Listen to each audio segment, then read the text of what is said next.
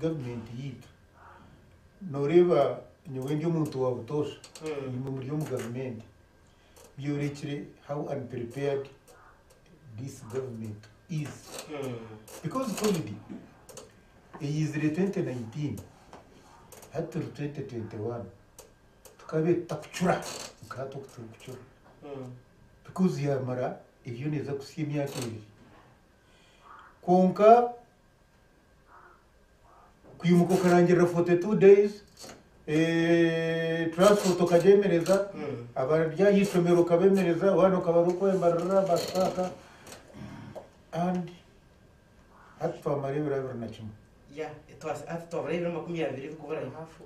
we are lucky Africans bine umutuma gwa society yitu ino mutuma gw'abantu kuyambana abantu hatukuntu bariyo batondoka bwenjara batakutondoka bwa COVID because tukumarebera na kimwe kuri and indeed abantu ko kukinga amaduka wakinga buri kintu cyona waraba abantu bafitanya n'izigiro yabo landlords mbabareba konka bo kuba nabirabuje tuba kubabinga mu majo hatta landlords basharo kubinga abantu mu majo today crisis iri kwimuka niba nekera COVID two abantu bine cyokuri if you don't work Uganda tinkumanya abo kubasha kutugambira abantu abo kusevinga bari mu banka ntafeze abantu bakubika mu banka because abo kukira ubwinyi tibine necyo kubika mu banka we live from hand to mouth no kare uwa boda azayakishazi yo mutwaro agutomu kavera ataha na ne kweta gumuka they don't save because most of the people don't have what to save. Now to sit for 21 days of you not saving, you are not working. Go show a police we nenkoni nezikirizo kuterende etimu manya yabimwe imwe mwinumugisha konkito ko kushobora wabugana bano police constable na kutera no shoti yo na umine para so people fear and it is very unfortunate ndigire for portro nyekiro but for portro lockdown neriyo konka nkashikayo rwakashatusha nkemwe nekeka nkabona aho kurya naronda aho kurara abantu shayisha tumbamba kitambura konka mbarara site shahi 12 amahena police bakugana street n'ugamba ho kurugana ho kuza ubuduka bona babukingire kimwe mu mbara mona now you say boda batwareka hato ubuduka ko babukingire kago na atware iri kurugaka hi iri kuzanka because ko kugira ngo warekaho nanka supermarket tubaguza abantu ubuduko buki mwishireba ko kugira ngo agaraji zugume zigwi nizakanke motoka zabaye kandi tutakuzuvuga essential workers so really ningira ngo government after over 35 years it would be doing better. It is very unprepared and I detest the way iba handling affairs. Emitwari kum yes tinka huriro umuntu wambara okugira ngo atungire emitwari kum royo bakandishire hati problem y'inene abantu nubareba abantu kandi nipandipo hati yobira no gocho zireto manyira fire hati wagira mu gihe vulnerable numureba abantu abaye vulnerable kwa COVID but when you block ngato batshingira no mu kishengi hati nawe nanye na nimwe aba government twaza kusiyancha kare tubantu suffering at the same tena tubato hambre tena tubatine chokunywa tena tubato vulnerable imwe omukutaho mu studio mwana munchira konkatari abahakinga deburebe hari abahakinga hatungu tutamomo kukancha kare tena tuza kugira njara tena tuza kuhantrashe cyo kushana icyo ntikinze kibaremere kumanya why because abantu babo mu government mumpurize boye mshahara yabo nejo okay bakireba konkipa bo living from hand to mouth yes we are not living anymore because we are locked down okire kingamba nyewe ni lawyer kunko batini ko kukinga court because the sentence is kora court zazigwi but now when you cross courts then you become vulnerable so no okwiwangira ngo baroya bo mbabine sente nyingi bakabikora kare no kireba but now haroro yogire mu this year harogire mu last year ubiro ataka kozire na mbana nuya kuba imtwari 10 eje mu rugamba so ko kungira ndebire prime minister ahagombora prime minister n'ikintu kihano ko kuboyine mbana kukwiranogire ko eza kumoka sabantu bashanga ni uri ushohwiro uri kumoka ni uri kumoka nibashoberwa cyabo mwawe because prime minister to kwitaga kuzagombora nangwa za district wabo ingire solo the fact that the prime minister na moving as a kawempa division nuchioreko bunamfusi no Uganda disconnection area central government utakwatagana na nacha right ko kungira ngo tabonekiraka ngo abenu we kwa list y'abatabaru varnari tabonekiraka n'umuntu wa office in fact emirimo yatabonekiraka yona tayineho ahayine ubwire bwo kwitarakitinga n'abantu I don't think so. Ndebire mbagira ngo no shotaro ngo datirho nyoni ngira ngo kintu cyakubiri kiri icyo buringana after all the sentence umukutwa tumukuzia mushozana nesite zito ubwo munako na umushoro na n'ubwo umuntu utari munako na umushoro then have to vulnerable if you can so kasente bakarete bajiro kutwajira nangwa muhereze families izo baye mbakora naka census bakabara families nibamanya family units ziri yo muyanga kwe batakuzimanya then nikimanyisa ngo nayo no bundi muzengwana preparedness bagamba basa kusendinga across but insensitivity yaba abantu bari mu government is so high that there is a disconnection kunkugaruka hati ebyibiro ngaruko mugataho kanje kandi morofa ziri yompunu zikasikaza yebwa nguzibezira part zaba abantu no kireba haza hariho umwe kangambere scenario ubu bakabine baraza kabete urukiko hati impunu zagira ngo reba ngo amate ngo mwene ko mukasheshe ngo ngwente kuba twatugikama ngo yashamba bucket y'amate ngo gayaka no kireba hati himukana na nembuzi yayebehera etazananye etkuraniza kugira ete natomera tray y'amahuri etanaga ba irkwebehera so psychophance irukushika zomba abantu kwenyuma turukubi onaremo turukubi abantu abenyuma imwe mutuburo mu cyaro kuri wanye na keji na kakashari kunkanu yo mutawini boda scanner ayo bavuga motoka bakemera amaduka gakingire. How do you expect people to live? Nabakashara barukubi. Noti hanyo nizo mucyaro witu nindiga shema. All right. Bato mucyaro abantu mbahinga bine bitoke nabashorome nyanya nizemeza tura nizekuza but in the town.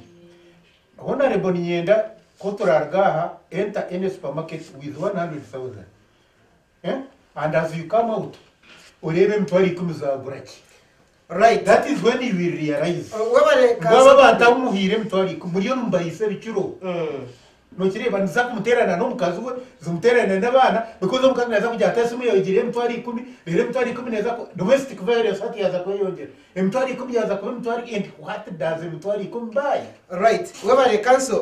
iwari muna tuyeba GMTV kandi koko bazama chigwaga tiyo tuganire biri mune birugomo uburwire bwe bwa COVID-19 hamwe na President Museveni okukingaho ihanga. Nyenze mu chairman LC5 ahabwa district ya Ntunga hati yo bakwetisha inteko.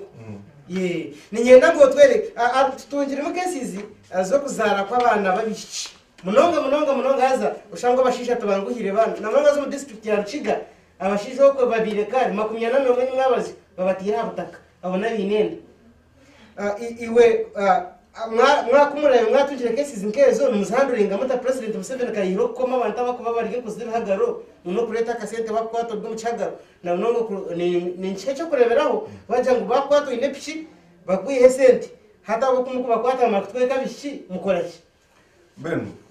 icyo kubanza cyabyona ni noma no hatu bw'umushoka w'inero yari yarabashwawe no gukoshya mu guje munyoni wanje kwa Vincent nakushemererwa kandi wewe babaye ben icyo kubanza cyabyona effect mu lockdown crime ikaka crime yona tumaze tuchikwata mu context yona amami ya kwa Vincent kazo hati crime eruho tekabahoga hasi ya mukama icyo kubanza cyabyona kuko waheza gamba bona effect ubworo baza kubugamba hatka tuzombya takagire nangwa habi kutweka kukora icyo kubanza cyabyona na no mwani tokwagusiga hambuka abo bushuma yes nebitoke nabyo hata bitandikirwa kuyibu turigo mucanda twagata no muntu riki rwose tayine cyo kuteka ikindi amatungo oyina amatungo hata witu na nahandi ni nyesiga nakashara nuko abantu barakikorana n'amatungo gabo bagese bicere kahi bagese bicere ahakigere mwenu atebyo byona mwenu shi kubara kwate no uwo mwani hariya ndango nyagato kitebo icyo pande Vincent kajegara bakwata no uwo mwani bakwata yibire kitoke bakwata yibire koko bakwata hambere bazaputanye icyo nyenda wondo uriyo natureba ateke tubazo tukite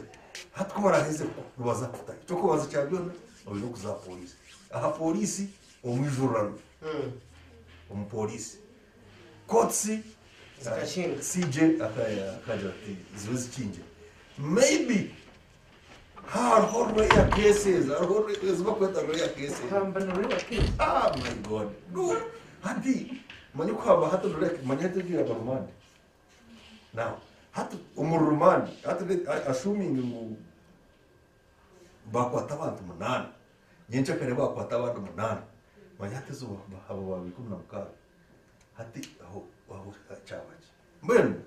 ibintu by'ibintu tushimbe kuba tureba dena tubentu manyangu no bako har lockdown ati nyanya namu baze turebe no hako har lockdown har ibintu ibyo kona cyo kubaza cyabyon coats zushimbe kumuza munuziko cyo icyo gidingo ndamugira ngo mayandi bi no coats zushimbe kubona zugumuzamo nazikora aha bwo kuba eba hagaro nubwo kuba biri bingi munonga wano ikankambara na wakanga ndombara yanywa mbara njukuri zo mukajogo zo mukijungu zo mukishenyi zankahi arhemyanya minji munonga ine population minji munonga kandi yabantu abaputasiya intasiya yabo no nyine ni hand to mouth yakora natumujira kivuga hata abantu bona babatakora kandi ubwo bategerize emitwari 10 nanga bategerize ubuyanga bwa government nakahunga nanga niki ibataratunga honorable nyenda baza ubagamba emitwari 10 nyenda ngo baza tangaza batureba nayo bakureba TV nyenda batangarize omubantu abo ino mu district nke yantungamo iwe hinenka bakuburize ngo handike ninga hino mwahire ofoto yo kwandika okuja abantu batunga kasente kubabura manya hati cyo naje twaza bwambuganire senta debetera abo cyo kubaza cyabona abantu abatungere sente nemitwaro itakurebe bitwaro mukaba okay I think the mitwaro itarane kumisha nani mitwaro itarane hata abantu abo ejo no wakiso actually no mtu wakiso Kampala hati ejo no Kampala yoka hatu wenafta ho wakiso na hii ni population panga kuchele ya Kampala then tu wenafta ho mukono hati ejo no wakweta metropolitan then kutura argeyo ato ije Masaka then warga Masaka o ije mbararo pande Vincent then wone kuza mu cyaro wa mtungu sam so hata abantu bano gamba natuenda hata abantu abatungire n'abakamba nano umbintu byone bene babara bakani wenda kubaza kugamba abanyakampara ghetto na nabandi kabo so then babone kwija kubona zo mu bantu ababana so echo nico cyo ngo eje mutwaro eze sente zo kwija kubona bahabantu niyo mugabo kwanje nkasama it's my opinion nyenda baje ku muntu akwateje it's my opinion eze sente buzimazima twashime kuzi abo kuba yes no kumkwateje ko kumpa ukabura kwa wirba n'urutaro hamwe nakanwanaho hatuye yabata mbona nobwe twena shana konka shimwe mishara yimwe ahabwenshi batajemereze yuko egumene yisha no manya bingi bakabashara imishara tuba kutunga sindi konka imwe yanyi mishara neisha manya twahona rero ihago manya tugaba okay omuntu twire nakora ngenya ndamucugambe hato nkahurira ngo hire kakore season eri apade n'umwana wanje nacha kahurira ngo hire pade nyondi iri kwibiro bishatu hati nyoni nyonda yambwaje hata katenu kakatundoro bajo rumwe mwe nobwo twena tugumera tugumeraho mubara kutwa then tubyomaro ndoko ragere ki okwarabe kanshara te shanda sa hona rebo buri muntu bamutwara echo nyana mu chugambe hata nahurira asa namunya ndamungambere asa abantu abagenda bacura asa nyana kuchigamba in a positive way not in a negative way kurangu ebintu byona byagwa Kampala ukurangu sente Kampala ebutiya zaza mukono then itumbara kabare nanahani tarho buti mwenu nobwe twena koza kutera abana ibyo nefu y'abanyankore wabatera bona so nyowe tinkwicirizo mu mitwaro ikumi okuchabagera ki okuchaba no his handouts de katwena tushani kere rock down let us all we rock twena to be uniform nico omwishomero ko buri omwishomero nico bagira ngo mwena aba senior 3 no muza kujwara pink aba senior 4 mujware blue so that mube uniform bamanya ngo bariya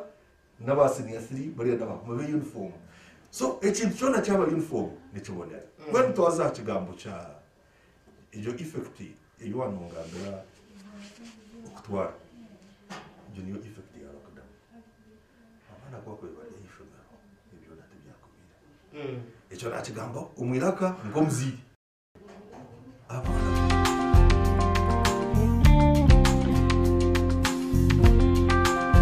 experience y'kibuja kwa nkareba one time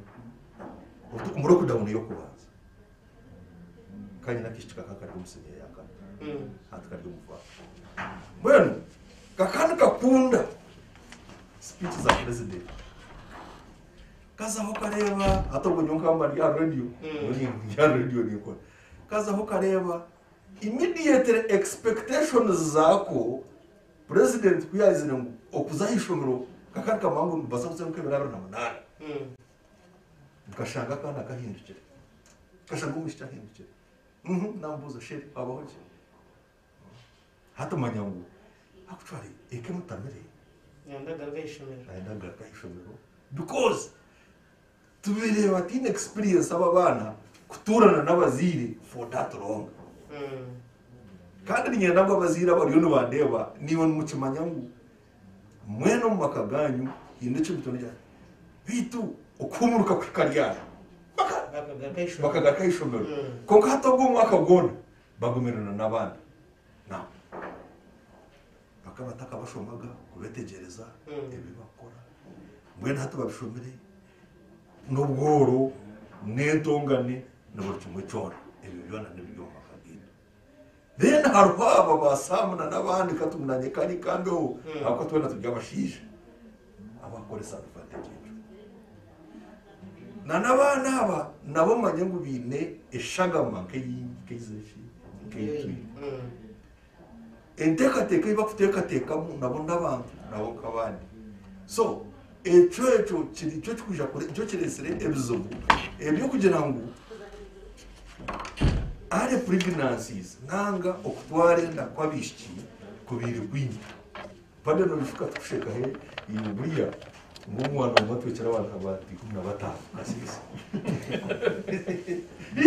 chikawa umuntu umwe and actually akatine na byaki 18 so hati ndochizo bachi kuchibireho abishibitu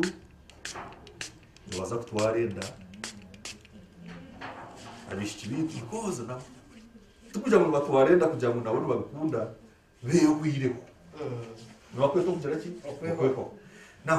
now it's up to the government now kurebeka hati yataho buryo obwo kurebeka ngo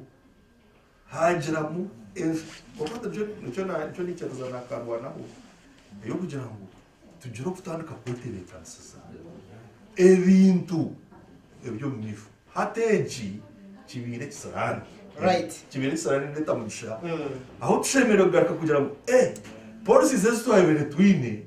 zikabaho myaka iriya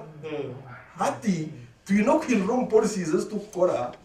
tukahindurana no mu nshomesa yitukushomesa mu abana bitu ebintu byona tukabihindura kuko twatakoze leta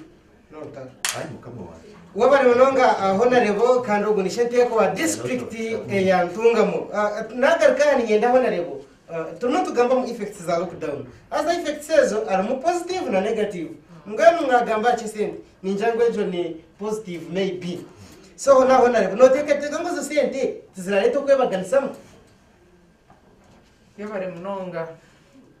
kanso pade nakushemererwa webare kwija tukwaso mwishengerere ebyo kucerererwa ebyo bibaho byo kugira ngo washanga road block mu muhanda shibata kutini wano batino konka kandi tugaruka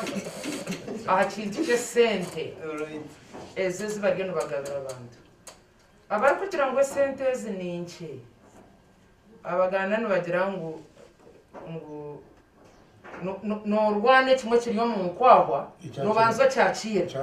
okitamu then urwane ninyanda kubanza gambira abantu eze sente mitwari 10 tuzikwija kwiha abantu umugoro. This is not poverty alleviation program, it is an emergency relief. Nchigambe nto muri nyankore program yo kwiha abantu umugoro ubatwiremo ni program yo kwirukirira abantu. Ninyenda tukicereze ngo government ekeriyo nekora kiriyo mureke tureke kubanza kugaye cyo kibadyo nbatuha katubanze twakirejo kanso wadiro tukwate mutwari 10 ozo mu supermarket orebe bintu byo rashobora ne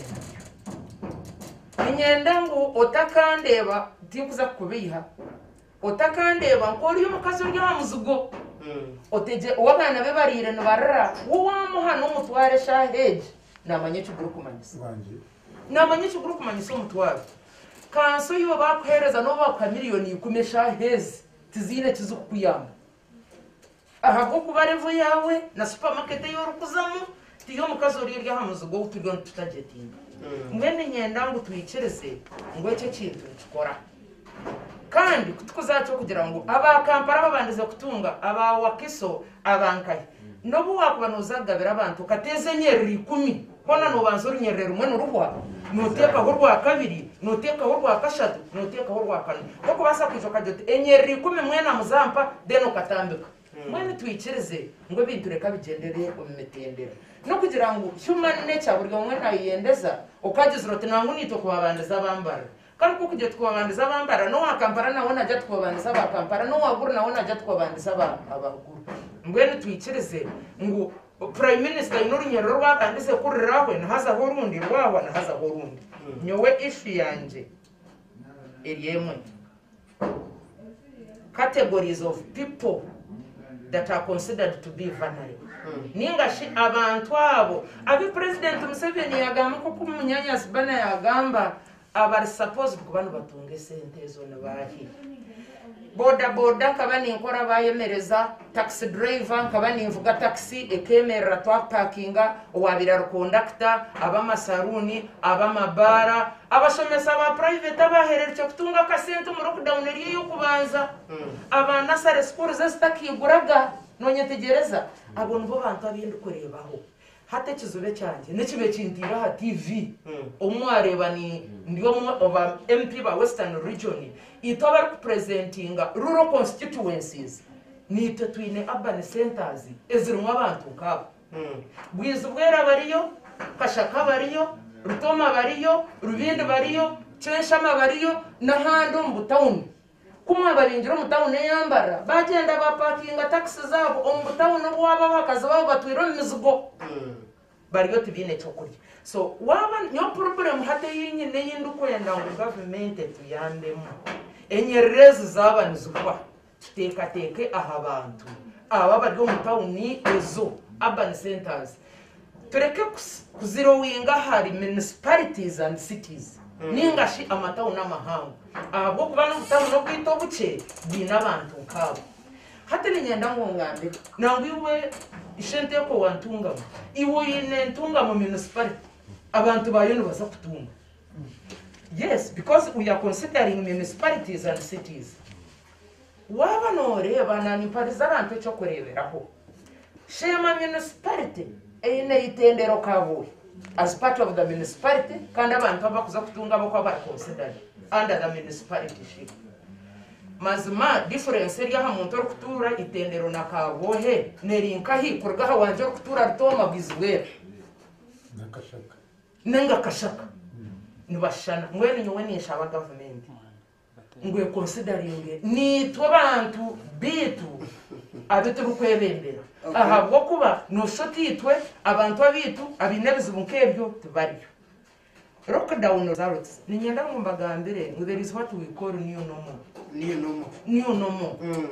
ebintu bino nubaho tukabirebaga konka bidoni bigira bita nubaho kandi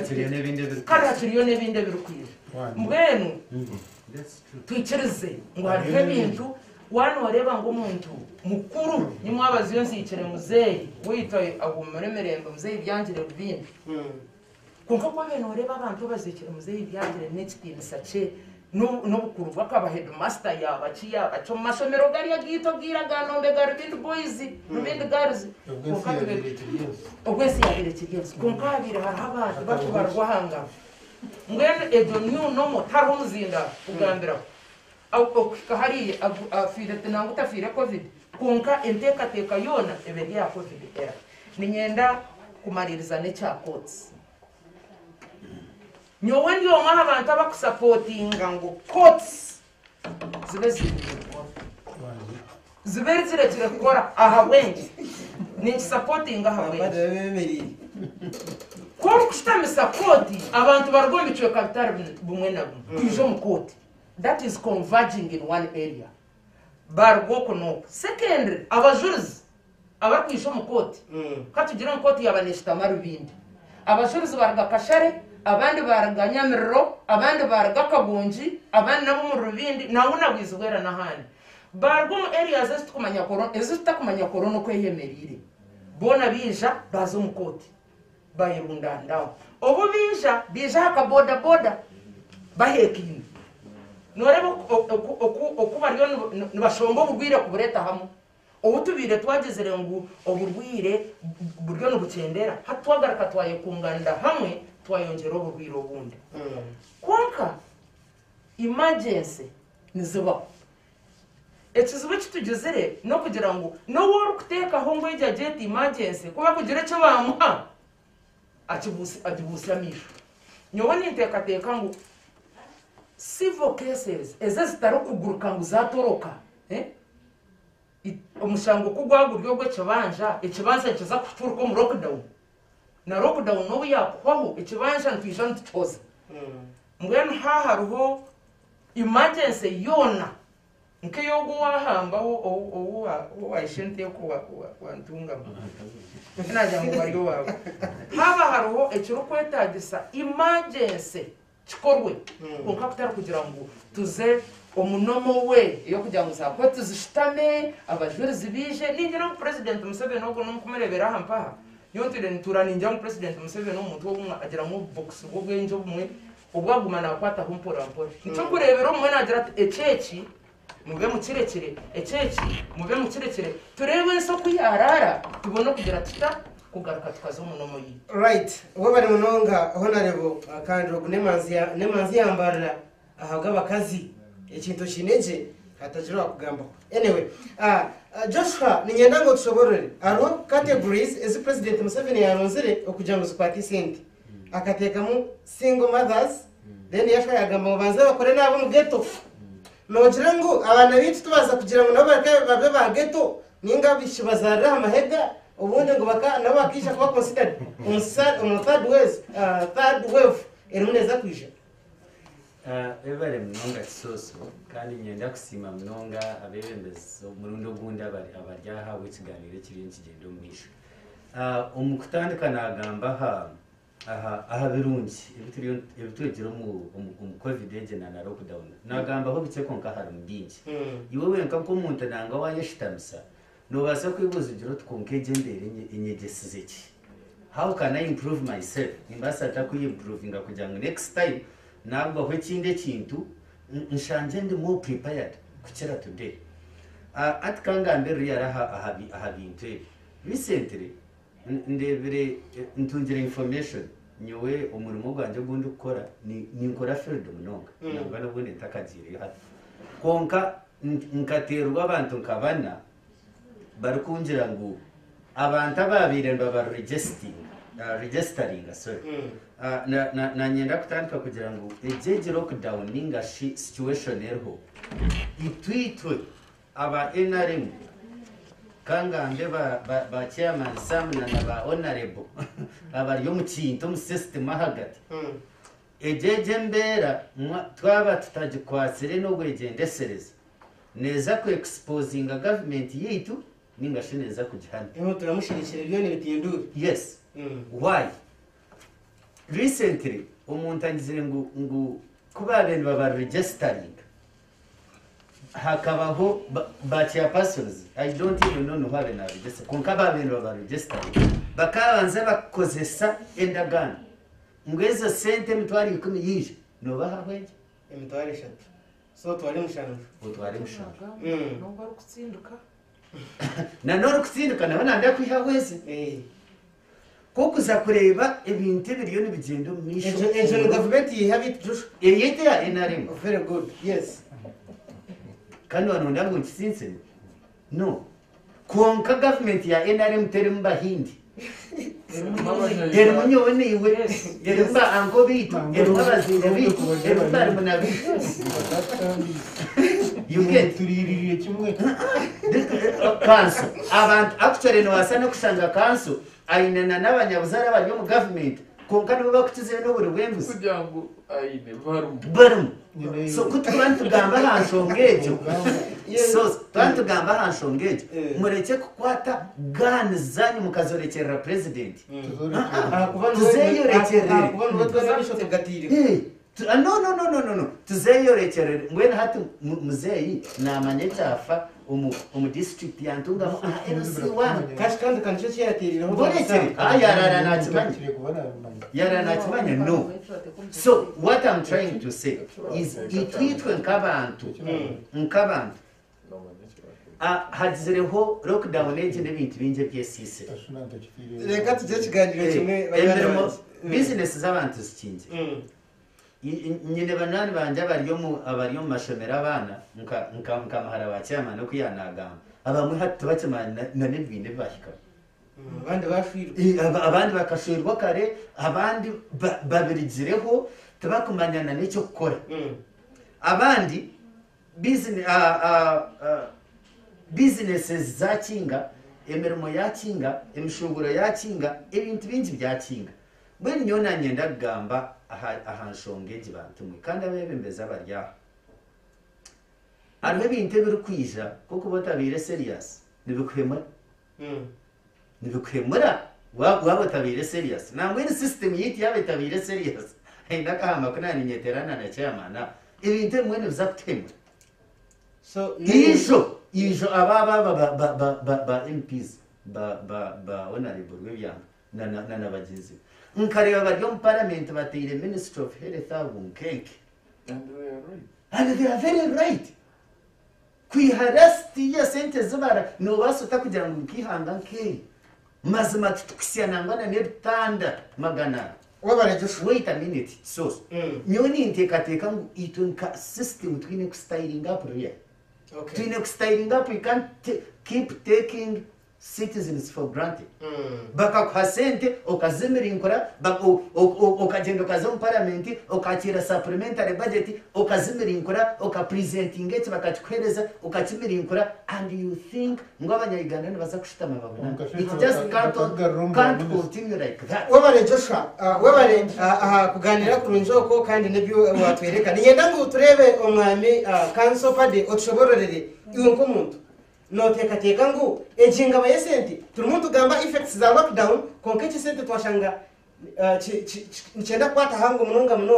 nojaho muri sente zo kuzagaba abana bita bamwe tubaza kugendera bakaba ibyo kureberaho bibi kajati kanza split je kwa marana na nyezare ubundi next time baje bantekateke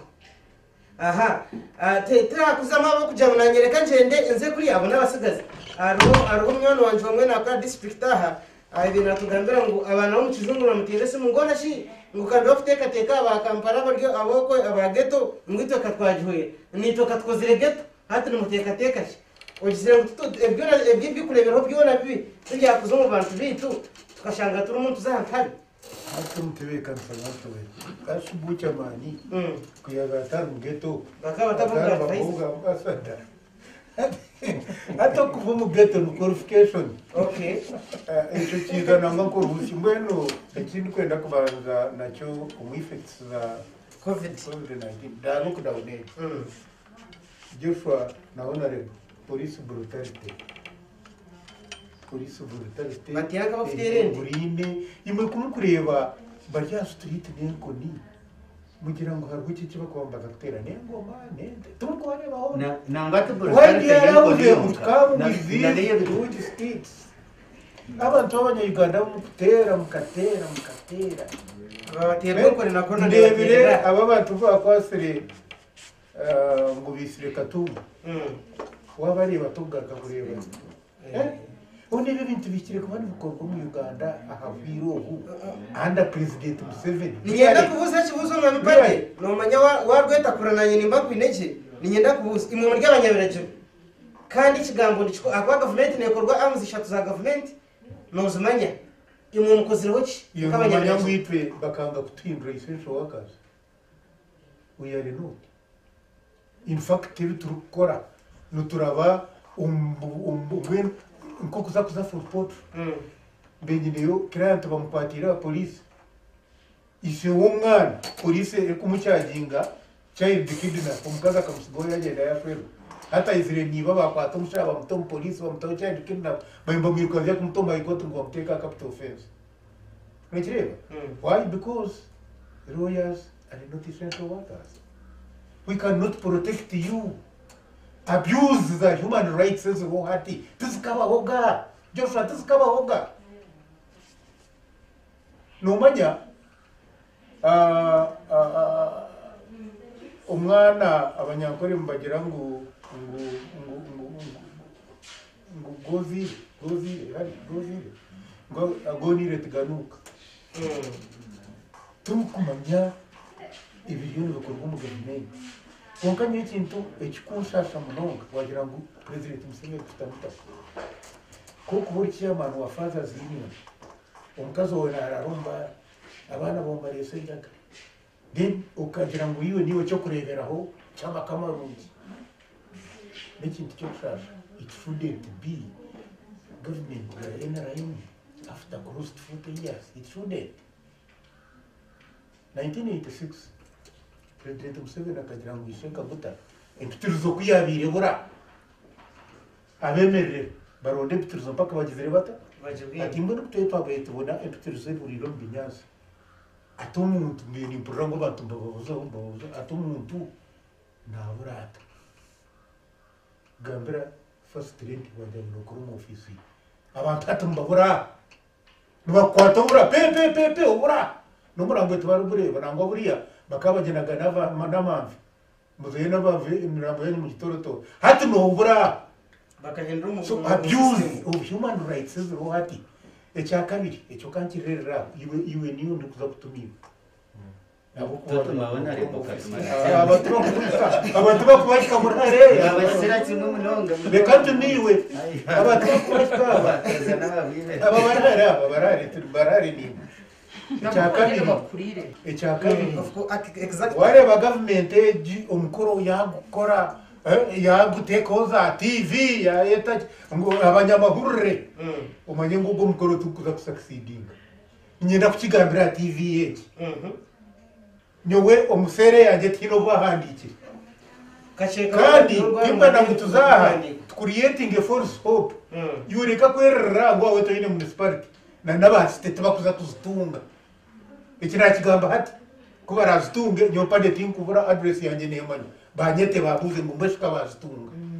no kireye kingamba teno tukuyitsigete the money oba urebere bafuraga ingofu ubuseto bwasigara nubaza kubukunganya babwerire Joshua nubaza kuburya